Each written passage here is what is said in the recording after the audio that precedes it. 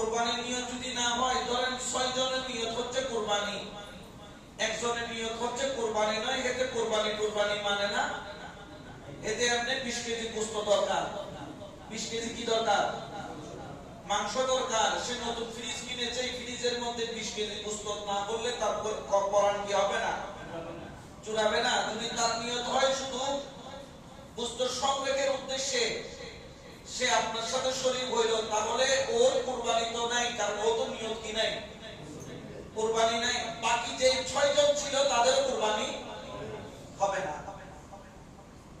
এই জন্য আপনারা যখন কুরবানির শরীক নির্ণয় করবেন, জেনে নেবেন আপনার নিয়তটা কি।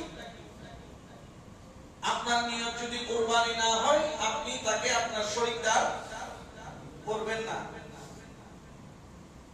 এবং আপনি জেনে নেবেন তার উপায়, ইনকাম গুলো, এগুলো বলে না, এগুলো বললে আবার অনেক হুজুরের চাকরি